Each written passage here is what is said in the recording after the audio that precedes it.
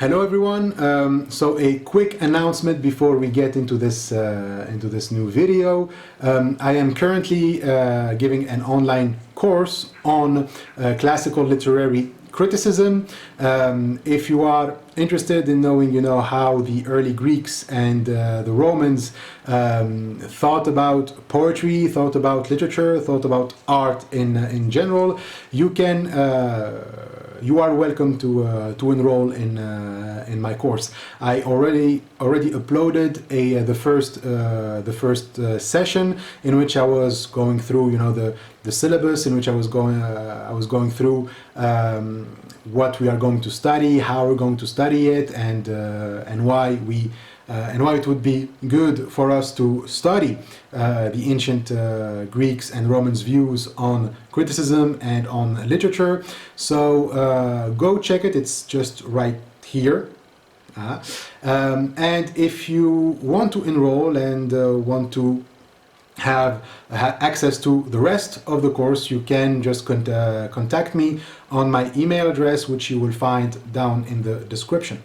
All right, so now we will get to the video in which we are going to be talking about anarchism, which is one of my favorite political theory in philosophy. So this time I'm going to be going through this book by Murray Bookchin, who was an anarchist, a very famous anarchist, and the book is called Social Anarchism or Lifestyle Anarchism. And why am I choosing this book? Well, because I am an anarchist, and I believe that this book in particular can be one of the best introductions to anarchism in general. If you have anyone who is interested in anarchism, I suggest that you recommend this book to them. And so what is great about this book is, well, first of all, it is its context. This book came out in 1995, and it is a reaction to what anarchism had become. Like, Bookchin was very disappointed with what anarchist political thought became in the 20th century, and this is also one of those books that when translated, it loses nothing of its substance, and sometimes translation can even make the meaning of the book clearer. Like, for example, the French translation of this book by Xavier Crépin made the book, I think made it better, starting with the title's translation. In French, it is Comment changer sa vie sans changer le monde, or How to change your life without changing the world.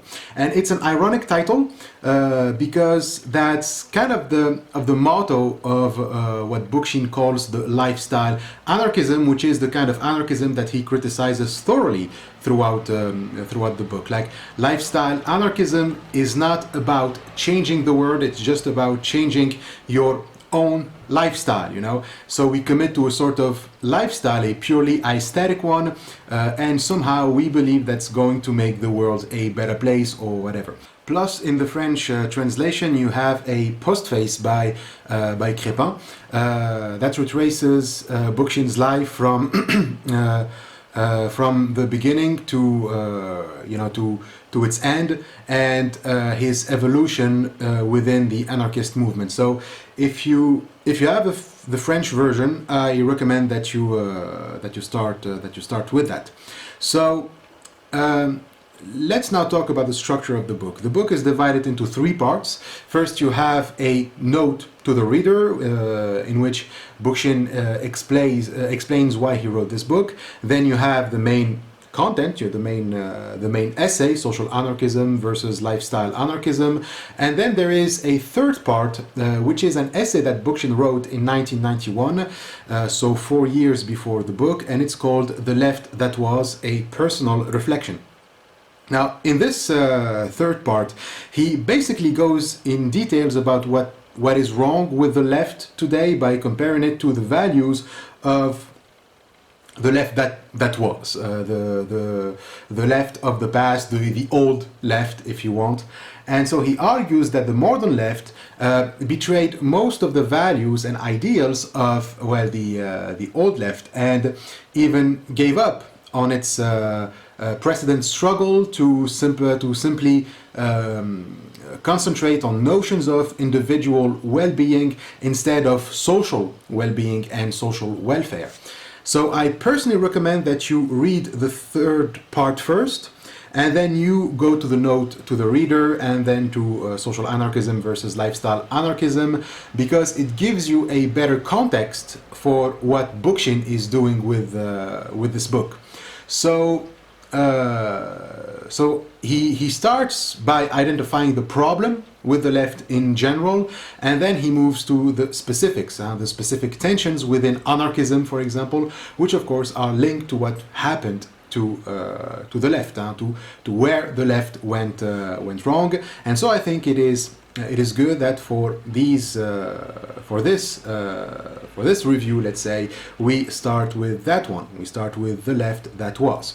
So when Bookchin talks about this old left, the left that was, he's not talking about a dogmatic or a blind return to the good old days. There was no such thing, of course, and he is not unaware that the social changes that occurred during the 20th century made kind of obsolete many of the ideas of the old left. So he knows that the world had changed so much that applying the old left ideas would kind of be disastrous and wouldn't lead us anywhere, right? So there were already, disastrous ideas and effects within the old left even during its own time. Quote, the left that was, the left of the 19th and early 20th century, did not have our devastating experiences with Bolshevism and particularly Stalinism to correct its weaknesses. It developed in a time of a rising mass movement of working people, a proletariat in particular, that had not gained anything from the democratic revolutions of the past as had the peasantry. Now, so because the old left didn't know about the catastrophes of Bolshevism and Stalinism, we cannot say that we have to return to that old left as if nothing happened in the 20th century. Still, Bookchin argues that there are many things that the old left, the left that was, has, and we must hold on to those because they're still relevant today, and they will probably also be relevant tomorrow. These are the traditional ideas of the left as such, which is distinguished from the Leninist old left or the Maoist new left, and which, in Bookchin's words, defined the left and distinguished it from liberalism, progressivism, reformism, and the like. So when we talk about the left that was, we are not talking about the Leninist or the Maoist or even the Stalinist type of left. So what those traditional ideas are, first and foremost, a distrust of nationalism and national liberation. Bookchin sees in the new left, which here basically means the left that starts with Lenin, let's say. So the Leninist left is also technically a new left because it got divorced from many traditional ideas within the left that Bookchin tries to keep, and one of the divergence happens with this concept of nationalism. All right, so we can say that the new left starts with becoming a left that is sympathetic to national sentiment. And so national sentiment is very paradoxical for Bookchin, since it is always reliant on a government, a state, in order to protect the needs of the nation from something exterior. And so if indeed Bookchin's left ideas are akin to universalism, it becomes clear that claiming the need for national liberation or national autonomy is also a way for the government to avoid having to take responsibility for anything if it works for the interests of the nation. So we equivocate the interests of the working class or of of everyone through race or gender with the interests of an abstract nation. And so even if we fight racial or gender discrimination, for example, it's always because for the nation's interests and not for the individuals that are member of the big community of humanity. Now, he says, the left today has withdrawn into a strident form of nationalism and statism, presumably in the interests of national liberation, and inchoate nihilism, presumably under the aegis of postmodernism, and an ethnic parochialism, presumably in the name of fighting racial discrimination. So this is like the postmodern theorists who spend all their life theorizing about power and then go speak for the rights of other nations, for their own autonomy. You can think of Foucault, for example, who can be their prime representative. In other words, these leftists would denounce imperialism by advocating for national liberation while ignoring the fact that imperialism is a product of nationalism or of national liberation. So it doesn't matter if some country is living under totalitarian regime as long as it is not colonized. So this is the kind of rhetoric that Bookchin is criticizing within this new left. So Bookchin notes that this line of thought within the left is quite new. For most of its history, the left didn't want to mingle with nationalism or national liberation, and as a matter of fact, it was seeing it as a very dangerous Trojan horse. For example, the left from the beginning rejected it. I mean, even Engels, for example, Friedrich Engels, wrote that the nation state was the normal political constitution of the European bourgeoisie. Okay, so if you have a bourgeoisie, that bourgeoisie is going to create a nation state because that's the normal political constitution of the bourgeoisie. So from the beginning, the left that was rejecting it. Bookchin writes, the nationalism that permeates much of the left of the 80s and 90s, often in the name of national liberation, was largely alien to the far-seeing leftist of the last century and the early part of the present one. And so the left that didn't trust at all nationalism because it was a device against the interests of not only the working class but humanity in general.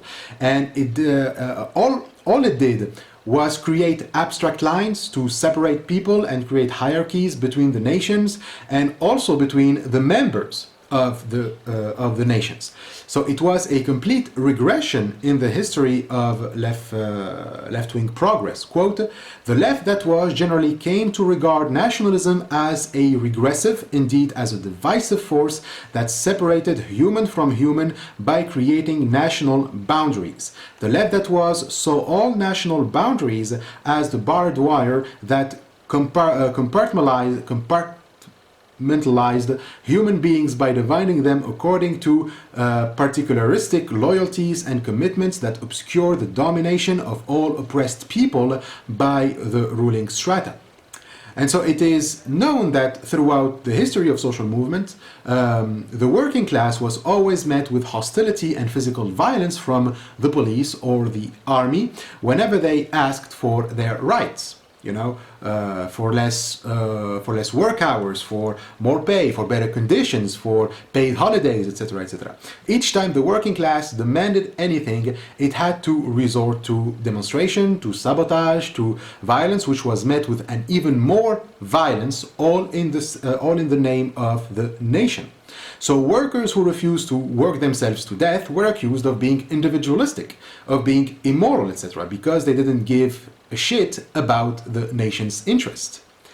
And so this is why the working class was the backbone of the social left, and it was paradoxically not a class. You know, the working class was paradoxically not a class. To quote Bookchin, in the left, that was, the working class was least seen, however erroneously, as the non-class class.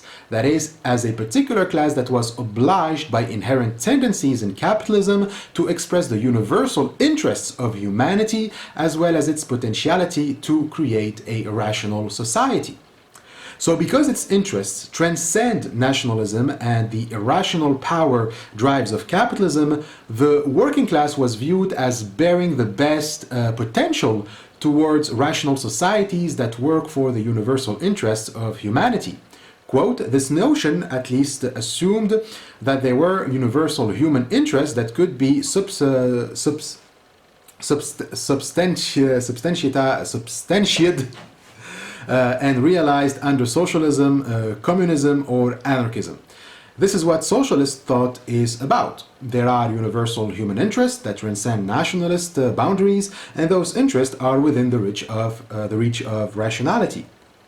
So, all notions of country and commitment to a nation was just a sneaky way to obscure the struggle of the working class against those who exploit their labor. And so this goes back to even Marx and Engels, who, for whom the subjugated of the world had no country. They had only their international solidarity to sustain them, their unity as a class that was historically destined to remove class society as such. And so the working class, being constantly exploited and beaten up by the government in the name of the nation, had to seek their solidarity elsewhere, among themselves throughout the planet, you know, among other working classes throughout the world. That's why Marx and Engels, in their famous The Communist Manifesto, they wrote, working men of all countries, unite, the working men have no country, we cannot take away from them what they have not got. And so there's also the famous 19th century anarchist, Bakunin, also expressed this need for a cosmopolitan working class as opposed to nationalist working class, saying, in the national struggles of the proletarians of different countries, communists point out and bring to the front the common interest of the entire proletariat, independently of all nationality. And even if Marx himself showed support for some national sentiment, for example, the Irish working class or the Polish national movement, he didn't do it out of principle for the rights of nations to govern themselves or whatever, but because Ireland and Poland were facing extreme counter-revolutionary power from which they needed to be independent. And so Marx and Engels were internationalists, and the few times they supported nationalists' movement was to weaken a stronger obstacle towards proletarian internationalism. As Bookchin writes, never did they impute any virtues to nationalism as an end in itself. However, some socialists began distancing themselves from internationalism and oriented themselves towards a more nationalist project or nationalist goal. So, for example, you have the Social Democrats. In Germany, were an example. The fact that the nation-state was seen as a Trojan horse gave the idea to some self-proclaimed Marxists to counter someone else's nation-state with their own nation-state. Okay, so slowly nation-state became to be viewed as a progressive force that can somehow counter the power of the capitalists and become a means for the working class to get its needs met. So an idea that many socialists saw as a rushing towards bloody conflicts, which of course happened in 1914 with the First World War, and it destroyed any sentiment for proletarian internationalism. So those who did not share the views of the left that was, and thought that nationalism was the way to go, they got the upper hand. You know, Lenin was the one who probably made national liberation one of the official policies of the left. So the First World War made that many internationalist policies were dropped. So even anarchists themselves during the war took on supportive views of the war, notably Kropotkin, who opposed the state all his life until the war breaks out, and now he became a supporter of nationalism. When Russia was in the war, the Bolsheviks took over in 1917, and now nationalism took off within the left. With nationalism, we always see a reduction of democratic participation, since nationalism becomes the goal. It's no longer democracy. So if democracy threatens nationalism, then democracy can just bite it. And as such, Lenin became the head of the state, and now he can use the state for his own interest. As Bookchin writes, the Bolshevik party had little commitment to popular democracy. Lenin had never viewed bourgeois democracy as anything more than an instrument that could be used or discarded as expediency required.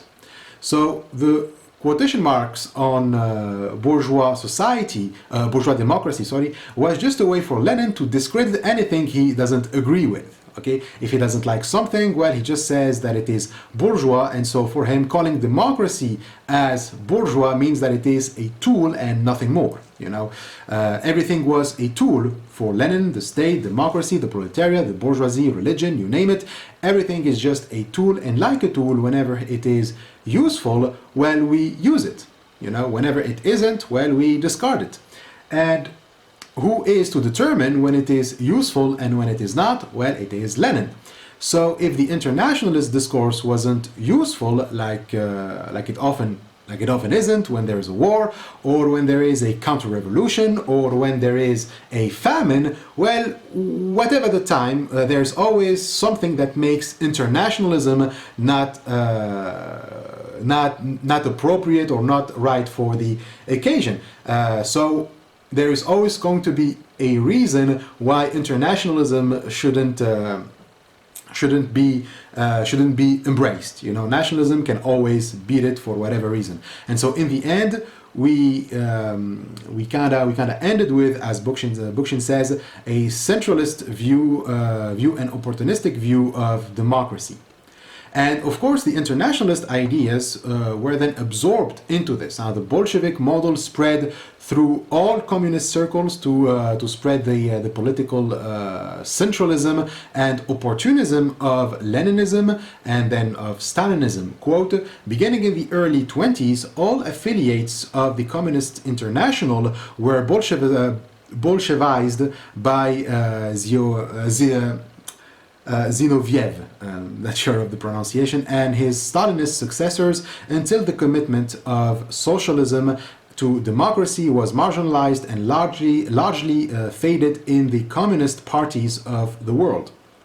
So the Leninist, Stalinist propaganda started to work on a myth that it had to spread everywhere among communist circles.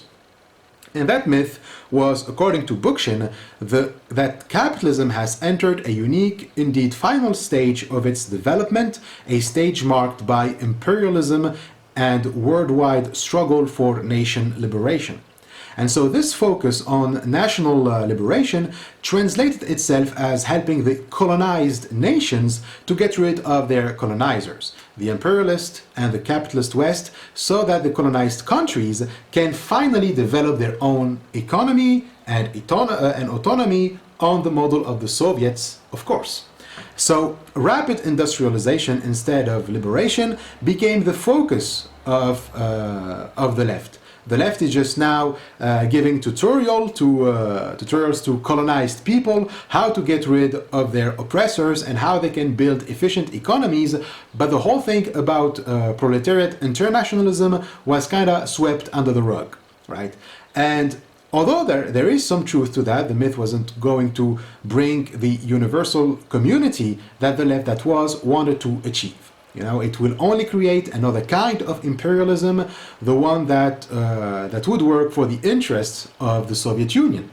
So Lenin and then Stalin's whole policies were basically about that. It was about exposing imperialism everywhere else except at home. And so this constant attack on imperialism as the last stage of capitalism concludes that the only way to avoid imperialism is to have more borders, is to have more nation states. Whether they're ruled by dictators or not, it doesn't matter as long as it is not capitalism. And so this is why during the Cold War,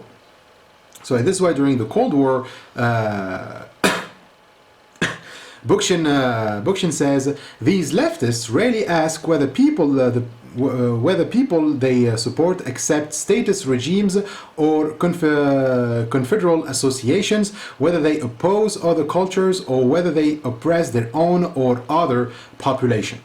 Therefore, nationalism now became a central component of leftist ideology, when in reality it was the thing that it feared the most.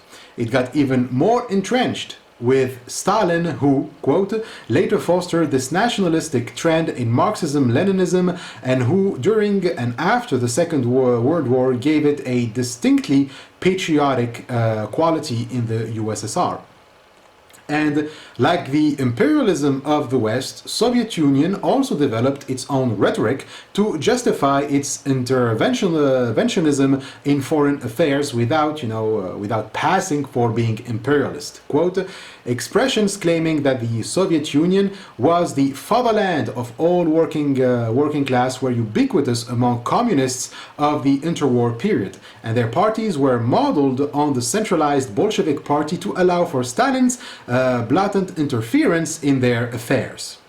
So on the one hand, we don't want imperialism, but we have to go interfere in the affairs of other nations to make sure that they got it right, of course. Like they, we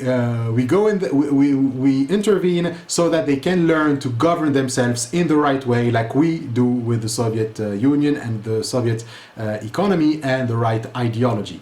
Okay. So this gets us to the Cold War, in which we have the continuation of the imperialist myth as the late stage and final stage of capitalism. So this is when people like Mao, Castro, Sankara, and Guevara show up, and yeah, they're all nationalists. What Bookchin blames this left for is that it seems as if these theorists think that imperialism is inherent to capitalism and capitalism only, saying it should be understood, as this left did not, that imperialism is not unique to capitalism. Whereas I can agree with this, that you don't have capitalism without imperialism, it's also common sense to say that you can have imperialism without capitalism, and also that other ideologies can inherently be imperialistic. It is clear, for example, that any statist ideology is inherently imperialistic in some way or another. Communism, as in Soviet communism, relying on a state and a patriotic sentiment towards the state, is imperialistic. But it is clear that for Bookchin, the inherent imperialism inside ideology stems from whether there is a state or not. When there is a state, there is a war, and where is a war, there is expansionist ideologies. So the problem is like the anarchist predicted. The problem is within the state. All states are inherently imperialistic, and therefore fighting imperialism with national liberation means that you try to counter the imperialist state with other states who are also imperialists and will expand at one moment or another. Quote, if war is the health of the state, war has meant expansionism, read imperialism, among the more commanding states of the world, and even among their client states. So, in the French translation, Xavier Crépin gives the origin of that formulation. War is the health of the state. It's by an American writer, Randolph Bourne. I'm not sure of the pronunciation, which then was taken by another guy, Howard Zinn, who says who says « Alors que les nations européennes étaient en guerre en 1914, les gouvernements pouvaient se féliciter, le patriotisme prospérait, la lutte des classes s'apaisait et un nombre effrayant de jeunes hommes mouraient sur les champs de bataille, souvent pour quelques centaines de mètres à peine entre deux tranchées. » In English, that means that as the class struggle was being eclipsed by the war, governments managed to get a good press and make themselves indispensable. Like, in other words, it is through wars that governments claim their legitimacy. If there is no war, government lose their reason for being, and therefore they need to create a war somewhere, somehow, to justify that people need the state in order to live in peace. So this is basically what the Cold War was doing. It was importing wars and nation states all over, exporting and importing also wars and nation states all over the world. When the two blocs, the USA and the Soviet Union, were going on at it, they were both scaring the shit of everyone about the hegemony of imperialism, and the only way they can be free from the imperialist ideology of the other side is by developing a nation state. And so if the nation state is capitalist, then the Soviet Union will say that's imperialism, and if the nation state is communist, then the USA will say that's imperialism.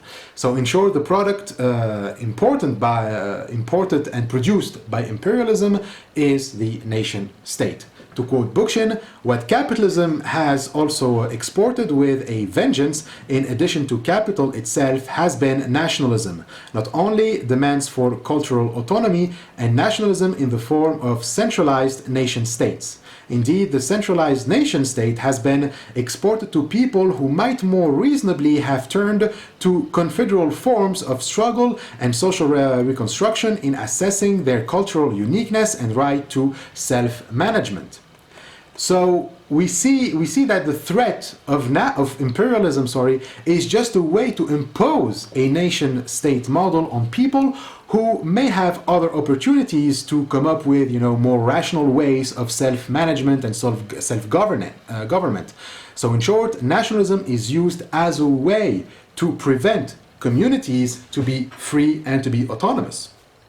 So Bookchin makes clear that the myth is often sold as a guarantee to protect the expression and freedom of local people and their culture, thinking that nation states is a guarantee to protect yourself against the hegemony of colonialism or imperialism is what gives nationalism its strength and appeal.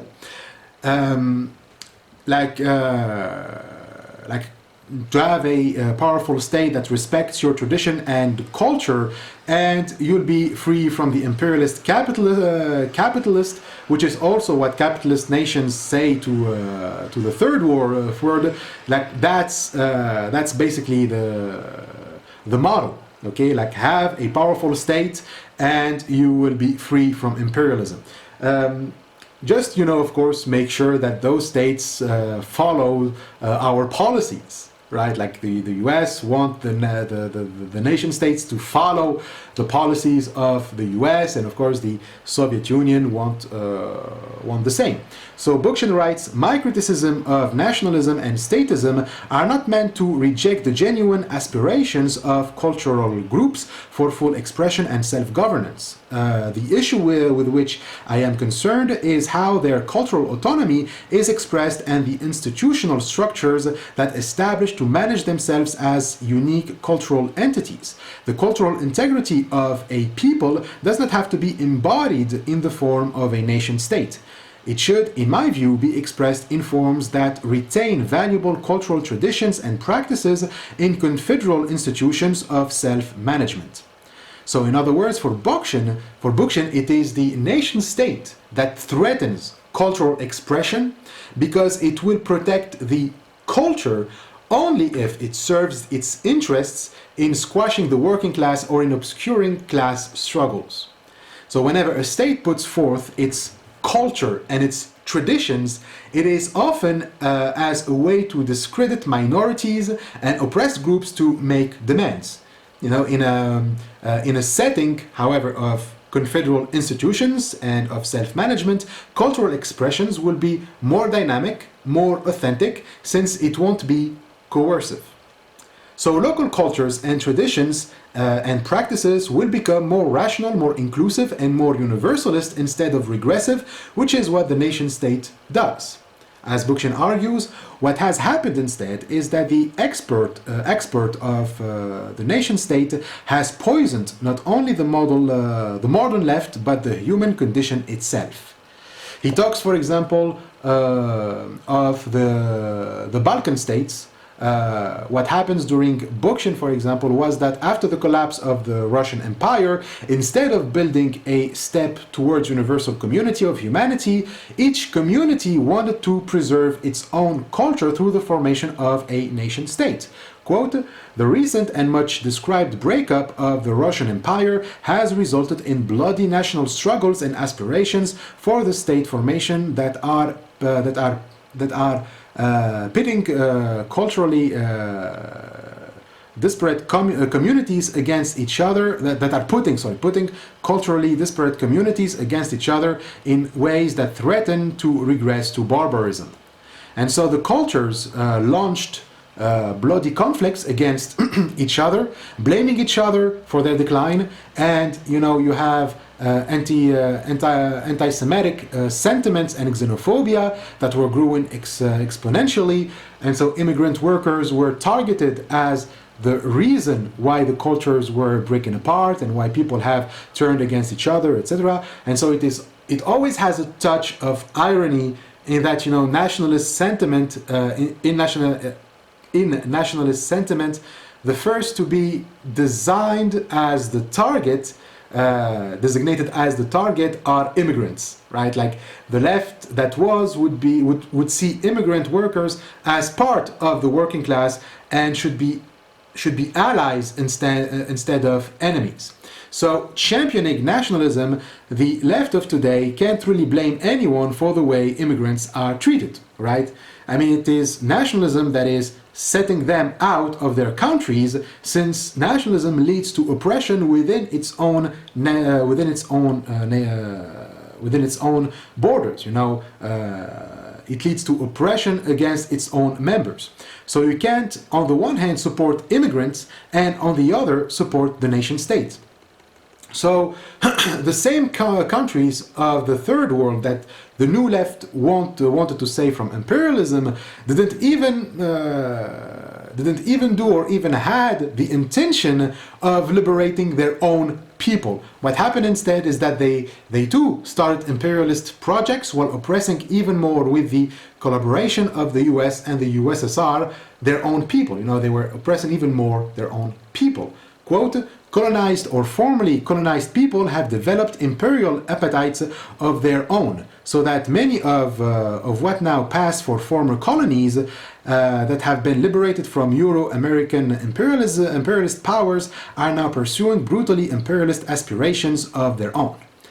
Hence, Bookchin urges the left to rethink its position on national liberation and on imperialism. He writes, "More than ever, today are obliged to ask if their anti-imperialist and national liberation concerns help to foster the emergence of more nation-states and more ethnic and sub-imperialist rivalries." So the left, therefore, needs to rethink all of this. The rhetoric of the nation-state has brought a swirl of hypocrisies within leftist discourse regarding sexism and racism. On the one hand, they claim to be against racism, sexism, and xenophobia, but on the other, they think that those things are the results of only capitalism and imperialism. If they think imperialism and capitalism cause racism and xenophobia, nation-states are against imperialism, therefore nation-states are against racism and xenophobia. Well, Bookchin thinks that this is just wrong. This is a fallacious argument. Nation-states are imperialist, and so thinking that nation-states are an obstacle to imperialism is just wrong. It is absurd. And so as a result, Bookchin argues that self-styled spokespeople for ethnic groups who literally pit one racial group against another, dehumanizing for whatever reason one to enhance the other, spokesmen for gender groups that parallel such exclusionary ethnic groups in opposition to their sexual counterparts, spokespeople for religious group that do the same with respects to other religious groups, all reflect atavistic development that would have had no place in the left that was. So these groups certainly have some legitimate demands, but as Bookchin points, their aims should be sought within a human-oriented framework, not within an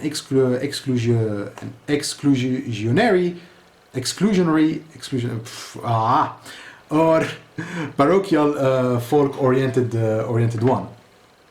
So otherwise, it's just repeating the same pattern they claim to be pushing against.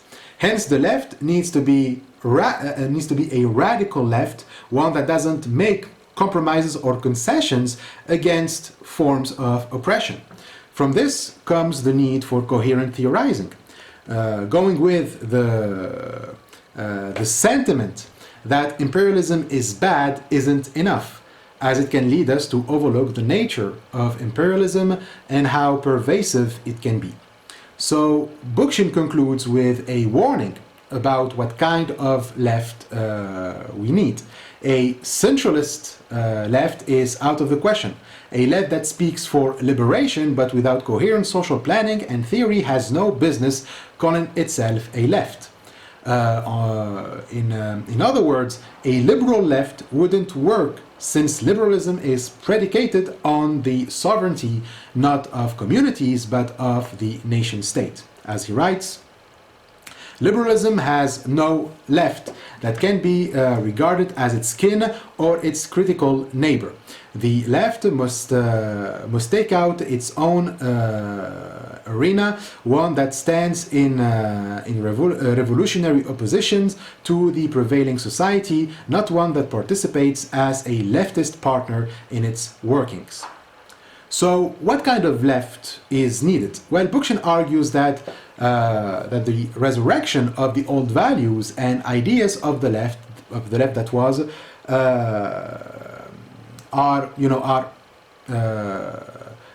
it's kind of neat. I mean, we need that resurrection, and so we have to ask ourselves, what are those ideas?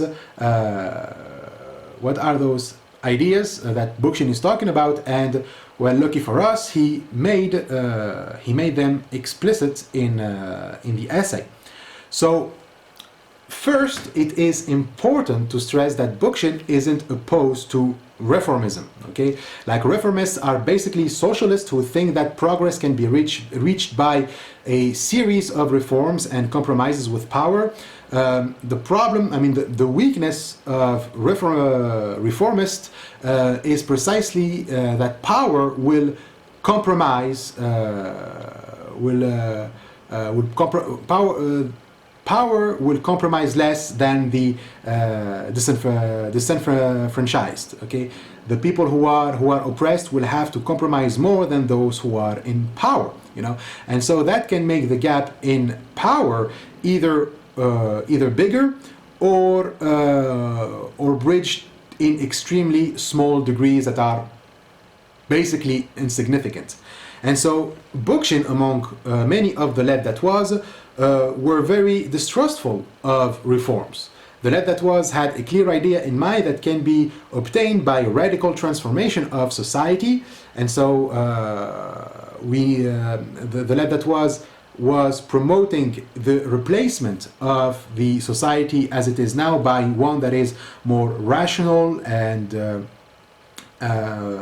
freer and more autonomous. So it's about destroying on a fundamental level the current model based on capitalism and statism and build a whole new society. Reforms, on the other hand, were viewed as attempts by the powerful to make the current state of affairs acceptable to the masses. Whenever reforms were brought, debates about what they mean within leftist circles were pretty common. For example, we ask ourselves, is accepting a certain reform would make the peasants' anger, would turn the peasants' anger, for example, into a mild disappointment towards the Tsar? Is the 35 hours week is just a way to make the worker accept capitalism and his alienation? You know, so basically, reformism is seen like this. You know, it's like slavery with extra steps, if you want. So the left that was always worried that some reforms can make the masses consent to their own oppression by making them content with a few more scraps. If that is the case, then the revolution would be abandoned, and we'd be just looking for the reform that would satisfy the masses, and so we'd be looking for reforms as ends in themselves. And so Bookchin insists that we're not dealing with reforms here. We're not dealing with reforming capitalism because what we are dealing with, you know, is to throw it away. I mean, what we are dealing with is not to let's try to find ways to make capitalism work. You know, capitalism can never work, and all attempts would just come off as painting it with a human face. Quote, the revolutionary left, which truly defined socialist and anarchist movements as a left, certainly did not want to improve the capitalist system, much less give it a human face. Capitalism with a human face was an expression they would have regarded as a contradiction in terms the left that was hoped to overthrow capitalism and initiate a radically new social system, not to rationalize the existing order and make it acceptable to the masses.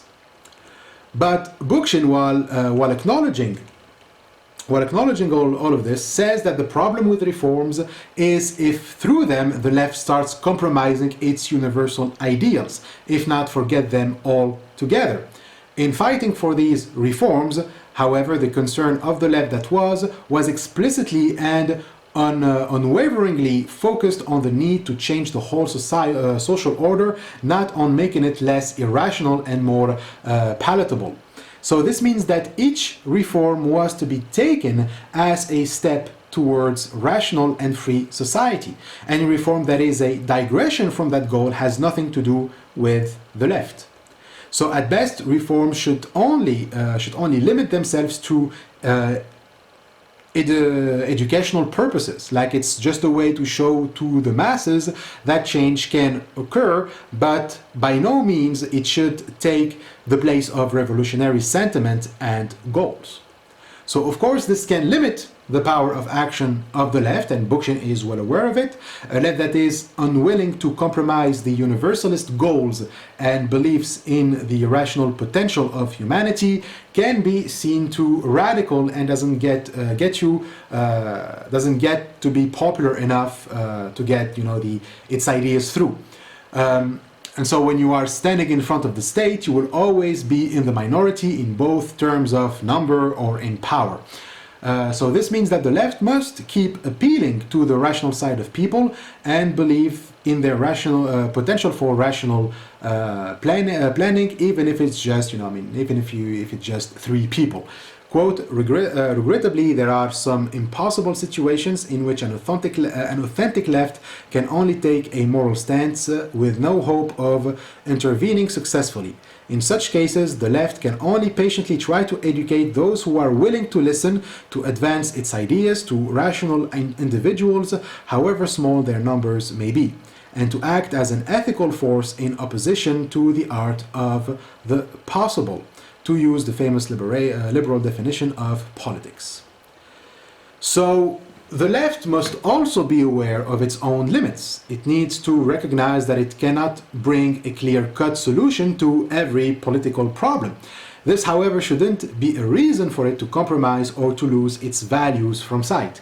The fact that we are limited is also a reason not to go for the lesser evil solutions. If one is faced with a situation that is a challenge, going for the lesser evil is a compromise and it shouldn't be sought after. Quote, to pretend that an authentic left can always offer a practical solution to every problem in society is chimerical, offering lesser evils as a solution to every evil that this society generates will lead to the worst of all possible evils, the dissolution of the left into a liberal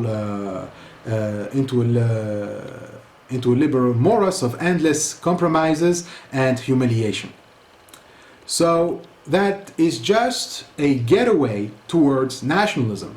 So whatever obstacle the left finds itself against, it must not do things that defy the meaning of being on the left. He says, for those who call themselves leftists, there should be a clear understanding that the use of the term left involves the acceptance of the fundamental principles that literally define and justify the use of the word. This means that certain ideas like nationalism, parochialism, authoritarianism, and certainly for anarchists of all kinds, any commitment to a union state, and symbols like the broken rifle or pacifism are totally alien to the principles that define the left. So this means that the left must always stay true to itself, and that is by making a series of commitments to specific ideas and practices. And so one of the fundamental practices to have by anarchism, in anarchism is anti-militarism.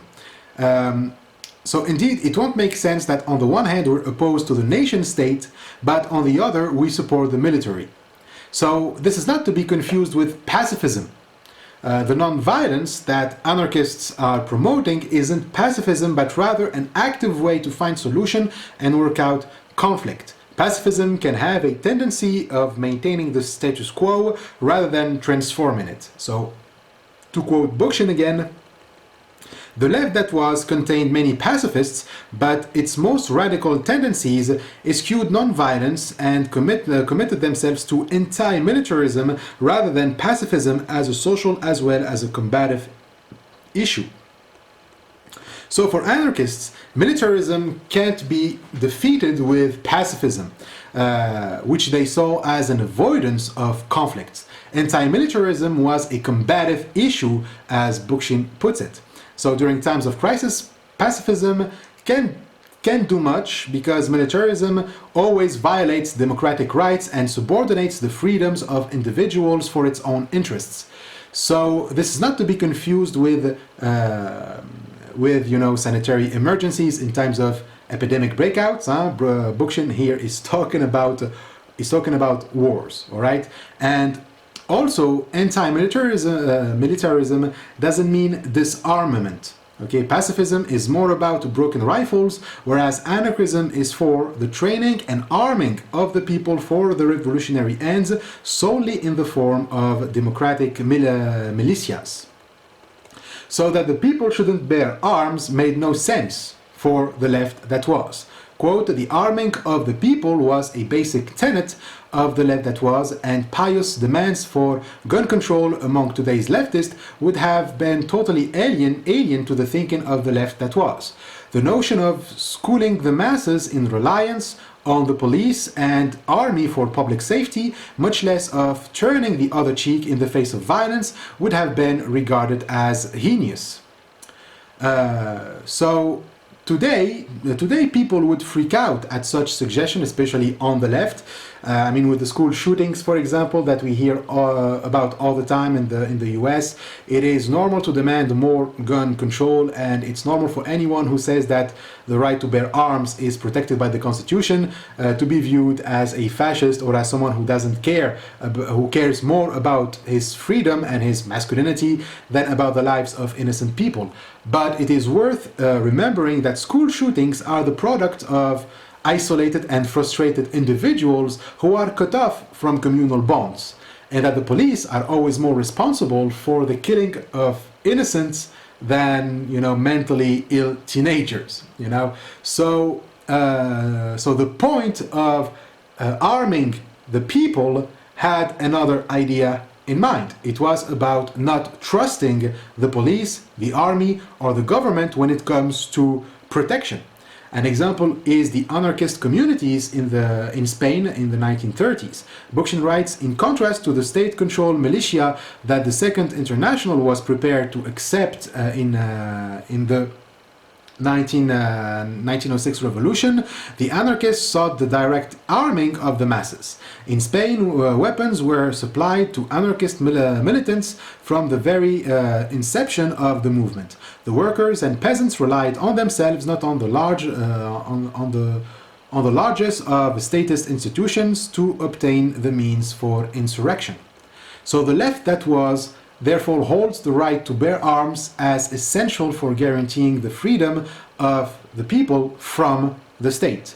Their notion of anti-militarism meant that they had to countervail the system's monopoly of violence with an armed popular movement, not merely a state subsidized militia.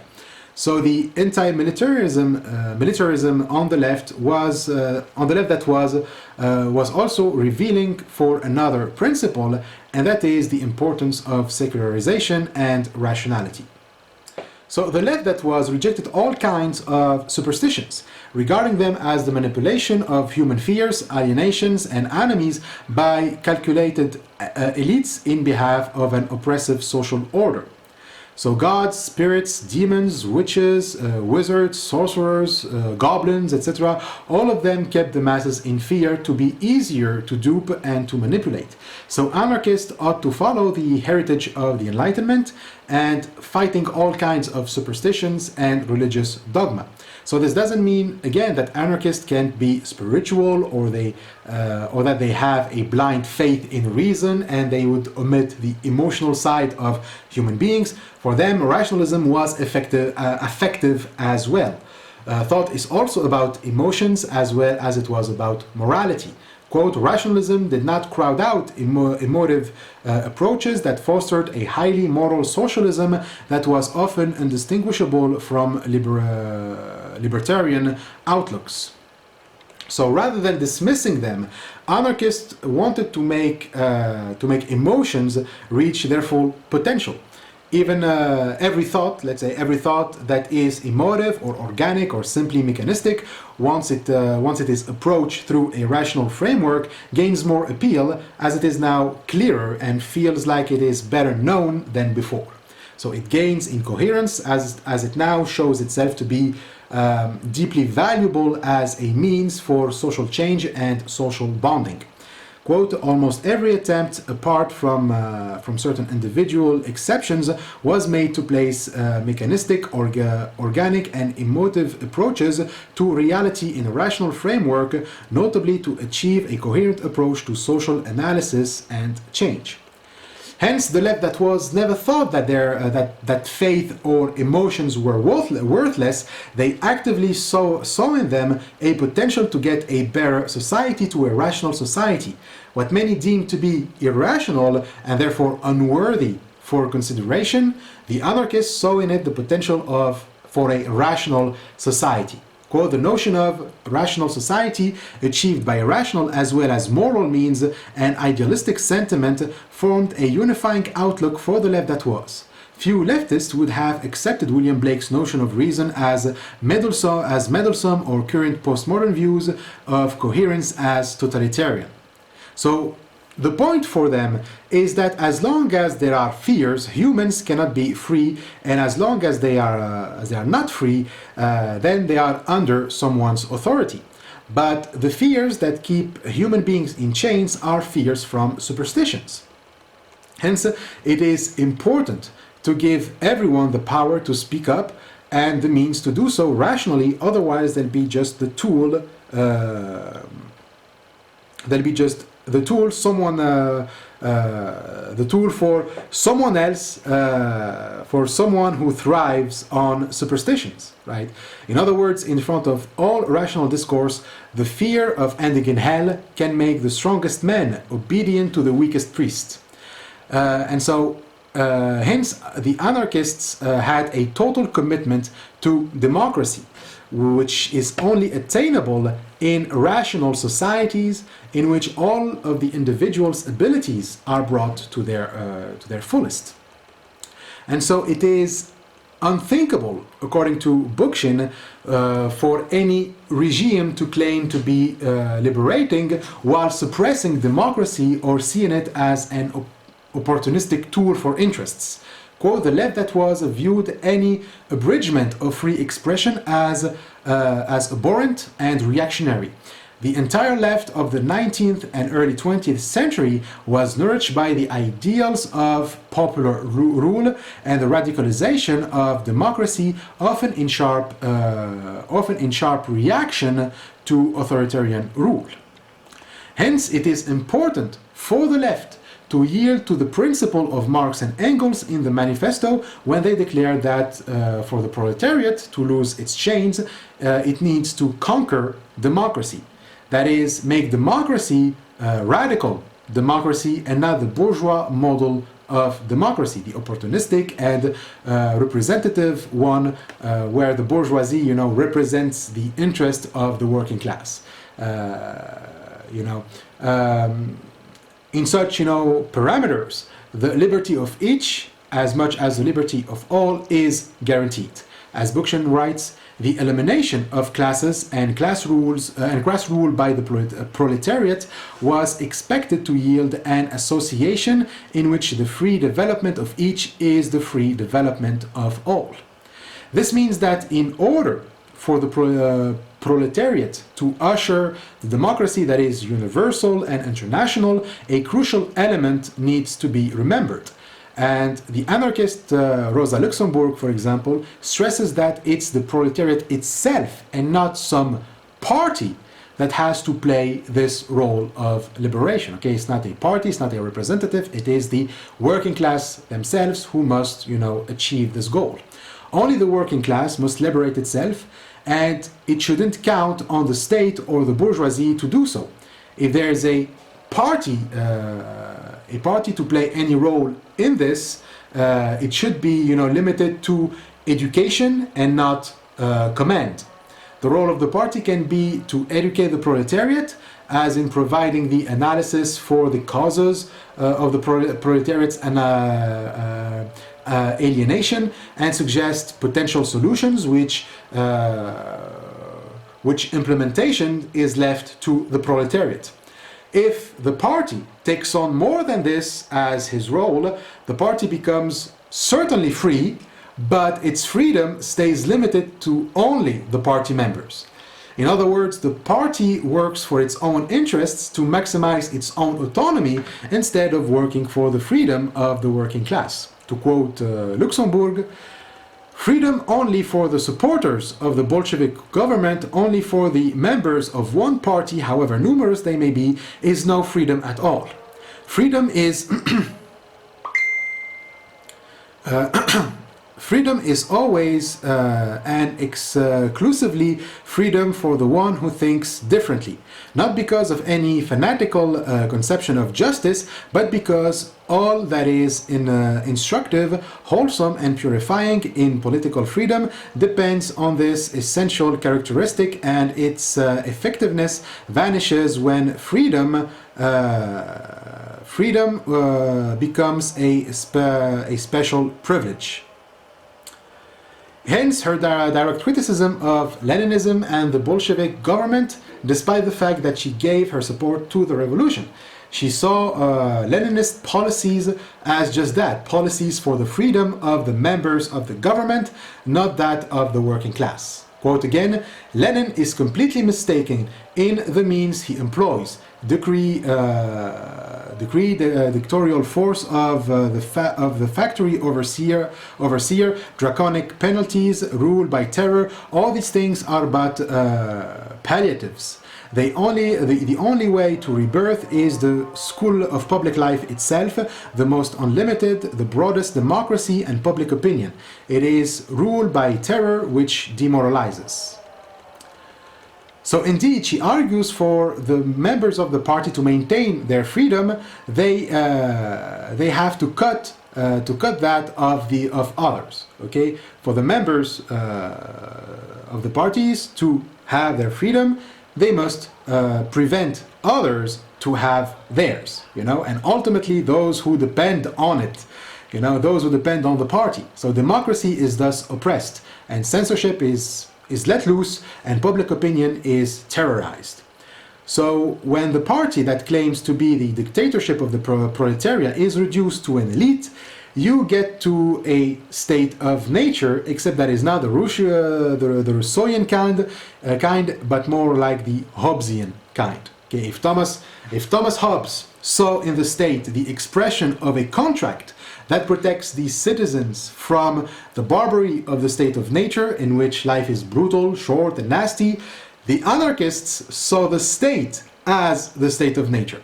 Like political life, when there is a state, no matter how many parties you want to add, is determined, is turned into, is determined to turn into barbarity. And let us not be mistaken about what we mean by barbarity, because barbarity doesn't just mean that people are killing each other, okay? But it can be when people feel that they have no control or no agency over their lives. That life is just reduced to a set, that life is just reduced to a set of bureaucratic transactions and actions. When bureaucratic structures take over, well, life dies. And when life dies, well, that's barbarism. Quote, with the repression of political life in the land as a whole, life in the Soviets must also become crippled.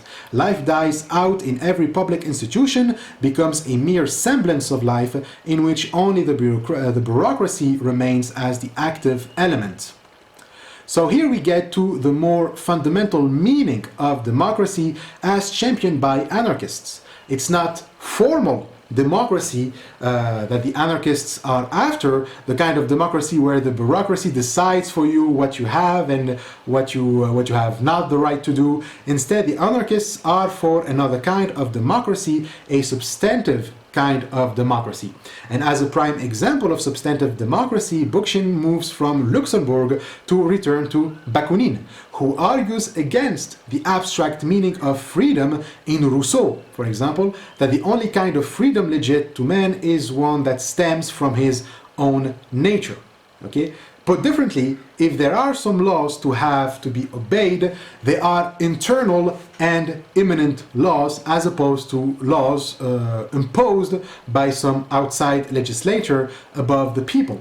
Okay, so Bakunin sees the laws that free men follow as the laws that constitute the basis of their being, their essence, in other words. And so from those laws are derived our intellectual faculties as well as our moral intuitions. So to limit that natural freedom is the crime anarchists blame the state and human laws for restricting them. So by doing so, the state limits not just the freedom of individuals, but also their intellectual faculties along with their moral thinking. You can certainly think of many things that, due to the laws, we consider immoral, and so we make some people's lives miserable because of it. While in reality, whatever those people are doing is not immoral at all. Like think about polygamy, for example. You can check my video on the book The Ethical Slut. Like some laws would sanction when someone cheat on their spouse, and so such laws restrict the freedom of the people involved, while also preventing them from thinking about innovative and more inclusive and even rewarding ways to think about love or to create connections. Okay, check the book The Ethical Slut. It provides great alternatives for that.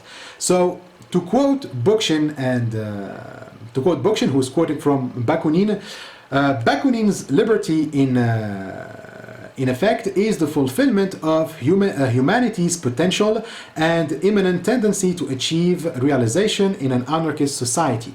Accordingly, this liberty, far from finding itself checked by the freedom of others, is on the contrary confirmed by it. Still further, we understand by freedom, from the positive point of view, the development as complete as possible of all faculties which man has within himself, and from the negative point of view, the independence of the will of everyone from the will of others. And so, To conclude, the main goal of anarchism is freedom. And it is important to consider that the left that was had to say about freedom. As explained, nationalism is an obstacle to freedom and to rationality, and it is time that the left lets go of it.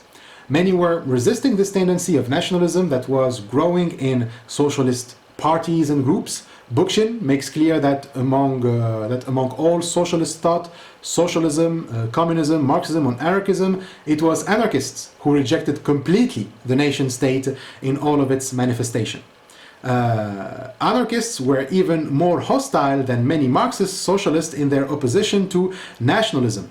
Anarchist theories and activists opposed the formation of nation states everywhere in the world, a view that placed them politically far in advance of the Marxists. Any approval of the nation state, much less a centralized entity of any kind, ran contrary to anarchism, to anarchist anti-statism and its commitment to a universalized conception of humanity.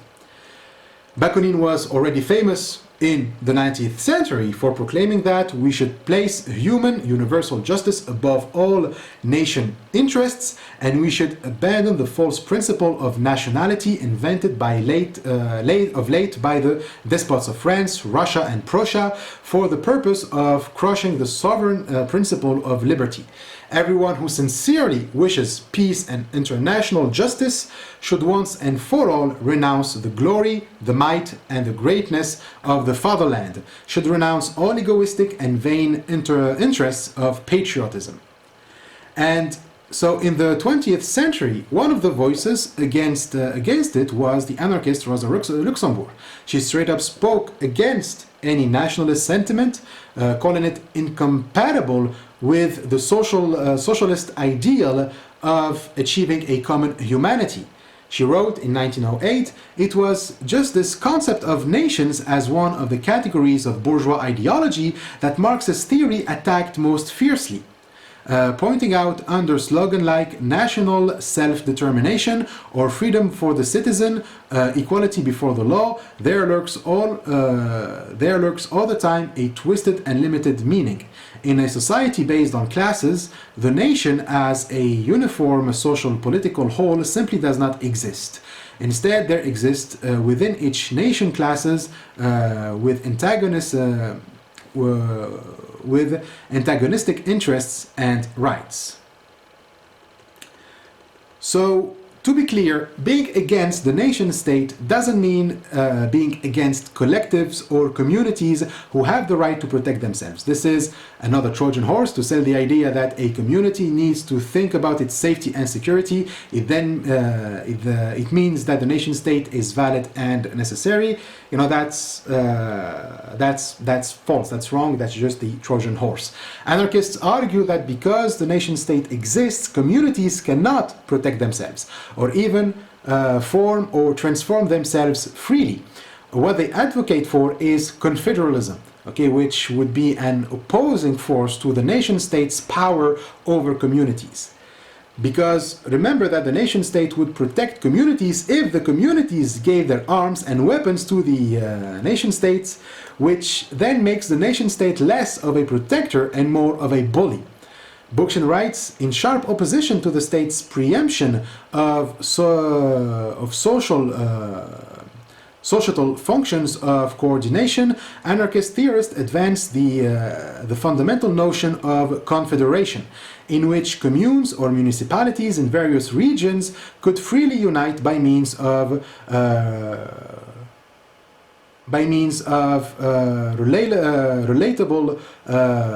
reliable delegates. The functions of these confederal delegates were strictly administrative. Policy making was to be left to the communes or the municipalities themselves." So examples of success were seen in many places of communities living in anarchists' in anarchist thoughts.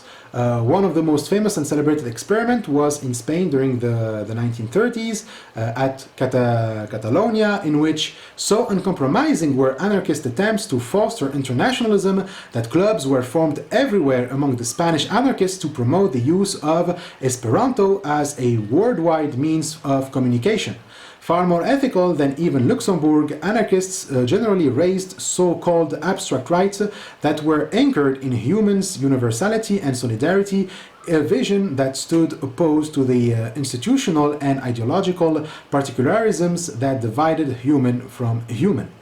So when the left decided to throw away universalism and coherence, claiming that it is authoritarian, it trapped itself into a self-defeating paradox. And so Bookchin explains the self-defeating paradox. On the one hand, they want autonomy, but on the other, they support nationalism by the proliferation of slogans instead of plans.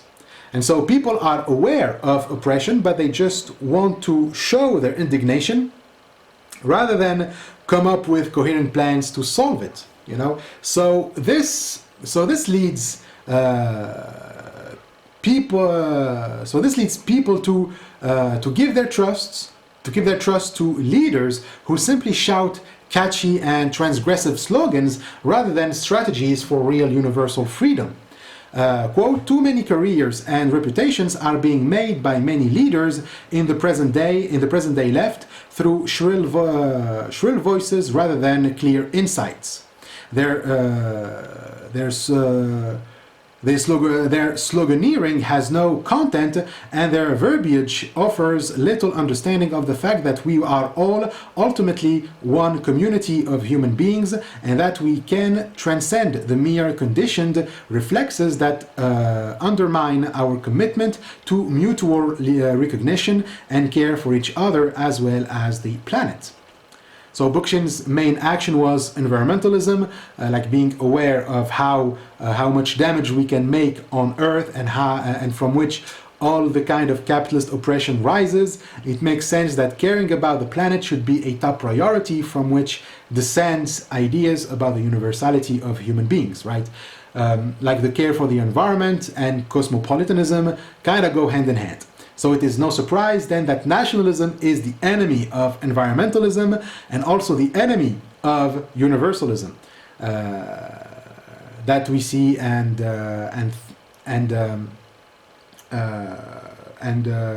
so it also comes to no surprise that even historically nationalism was kind of the enemy of the working class.